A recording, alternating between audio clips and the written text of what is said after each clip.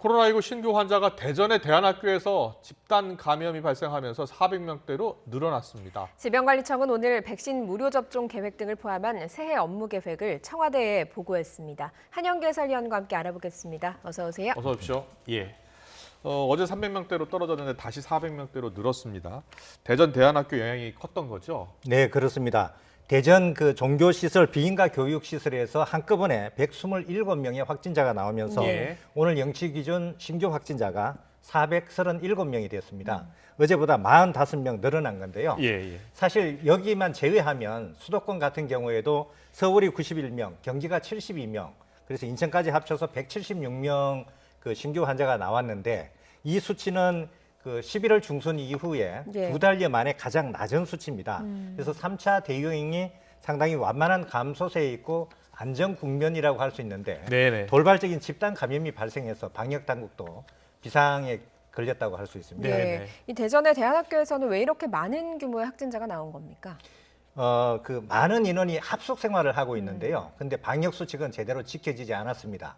그 기숙사 방에 그 최소 7명, 많게는 20명 이렇게 한 방에서 예. 합숙해서 생활을 했고 샤워실이나 화장실도 이제 같이 공용으로 사용을 하고 식당에서 식사를 할 때는 칸막이 같은 게 제대로 설치가 안 됐고 마스크 착용도 미흡했다고 그렇게 알려지고 있습니다. 이런 방역 수칙이 제대로 지켜지지 않은 데다가 첫 번째 증상자가 지난 12일에 나왔습니다. 예. 그런데 그때 바로 검사를 하지 않고 아무런 조치를 하지 않았습니다. 그러다가 그 주말에 집에 갔던 학생 2명, 한 명은 순천에 거주지가 있는 학생이고 한 명은 포항 학생인데 2명이 확진되고 나서 검사를 하다 보니까 그 사이에 벌써 열흘 정도 시간이 지났고 예. 감염이 이제 확산된 것 같습니다. 그 대전에 있는 비인가 교육시설에 158명 학생과 교사를 합쳐서 158명이 생활했는데 127명 이렇게 감염자가 나오다 보니까 양성률이 무려 80%나 됐습니다. 예. 그런데요, 이 선교회가 운영하는 이 비인가 시설이 전국에 23곳이나 있다면서요? 네, 그렇습니다. 예. 이 대전의 비인가 교육시설은 IM 선교회라는 곳이 운영을 하고 예. 있고요. 주로 이제 선교사 양성을 목표로 그 지금 비인가 교육시설을 운영하고 있는데 주로 이제 16세에서 18세 청소년을 모집을 해서 예. 네. 기독교 신앙 그리고 중학교, 고등학교 교육 과정을 가르치고 있다 그럽니다. 학생들은 24시간 기숙사 생활을 하고요.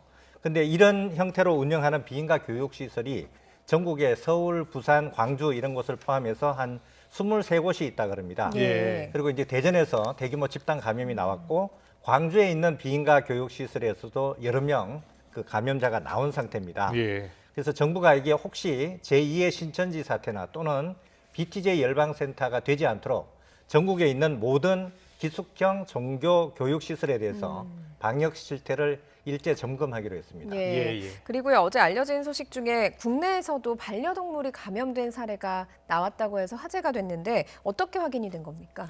네, 이 이제 첫 번째 국내에서 감염이 확인된 반려동물은 진주 국제기도원에 있던 고양이고요. 거기에 이제 고양이 3마리를 키우던 모녀가 있었는데 먼저 확진이 됐습니다. 예. 그래서 이 고양이들을 다른 곳으로 옮기려고 검사를 해봤더니 양성이 나오게 된 예. 거고요.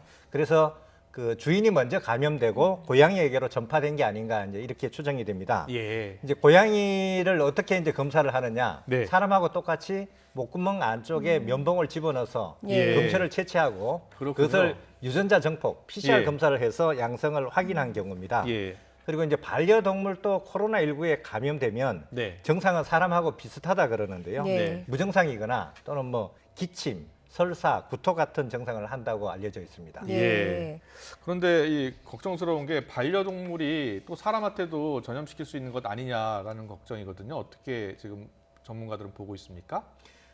현재 국내에서는 예. 그 반려동물이 사람에게로 전파시킨 사례는 아직 확인된 게 없고요. 예. 다만 이제 해외에서도 지금 반려동물이나 동물 가운데 감염된 그런 사례들 보고가 많이 되고 있습니다. 네. 그 가장 많은 게 이제 밍크인데요.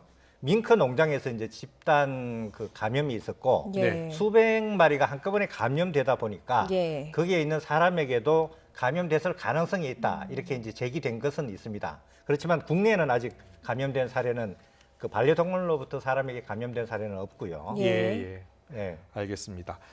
접종 계획을 발표했는데 기존 계획 계획과는 또 다른 게 없는 것 같아요. 그래도 이제 구체적인 일정은 좀 더 제시가 됐습니다. 예. 그러니까 11월까지 집단 면역을 형성한다는 목표고요. 예. 그리고 9월까지는 전 국민의 70%에 대한 1차 접종을 마치겠다 하는 네. 그런 내용입니다. 네. 전 국민의 70%는 대략 한 3,600만 명 정도입니다. 그리고 이제 접종이 2월부터 시작이 되는데요. 네. 네. 그 2월에는 고위험군이라고 할 수 있는 요양병원에 거주하는 노인 그리고 고위험 의료기관 종사자가 제일 먼저 접종을 받고요. 예. 2분기 그러니까 4월부터는 65세 이상 노인 그리고 의료기관 종사자, 재가 노인복지시설 종사자에게 접종을 하고 그다음에 이제 그 3분기부터 그러니까 7월, 8월, 9월에 가장 많은 접종이 이루어집니다. 그래서 만성 질환자와 그 성인들 그 19세부터 64세까지 성인 그러니까 네. 대부분의 국민들이 접종 받을 수 있는 예. 시기는 3분기라고 보면 삼분기겠네요. 되겠습니다. 예. 그때 백신 도입이 가장 많고요. 그리고 이제 4분기에 가서는 그 2번 접종을 해야 되니까 두 번째 2차 접종 그리고 접종 받지 않은 사람이 마지막 접종 이렇게 이제 쭉 이뤄질 것 같습니다. 예, 알겠습니다. 알겠습니다. 그리고 백신 접종 상황을 고려해서 사회적 거리두기를 뭐 재편하겠다 이런 이야기도 현장에서 나왔다고요. 네, 그 백신 접종 때까지는 현재의 그 안정 또 감소 국면을 최대한 그 확실하게 해서 조기에 안정화시키는 목표로 설 연휴 특별 방역 대책을 실시하고요. 접종이 시작되면 그 고위험군이 면역이 형성된 1단계에서는 거리두기 단계 조정 기준을 재검토하고 현재는 지금 영업 제한, 영업 금지 이런 시설별 제한이 업종별 제한이 많은데 네. 그걸 이제 행위별 제한으로 바꿀 그런 방침이고요. 예. 그 다음 단계로 이제 중위험군에 대한 면역이 형성되는 2단계로 가서는 이제 강제적인 조치보다는 권고나 참여 중심의 생활 방역 체계로 전환할 그런 예. 계획을 갖고 있습니다. 그리고 이제 11월 목표로 하고 있는 집단 면역이 형성된 이후에는 예. 생활 방역 체계로 가서 생활 방역 체계를 일상화하겠다 하는 그런 방침으로 있습니다. 예, 알겠습니다. 알겠습니다. 방역당국은 오늘 28일 구체적인 예방접종 계획을 발표하기로 했다는 소식까지 전해드리겠습니다. 지금까지 한영규 해설위원과 함께했습니다. 잘 들었습니다. 고맙습니다.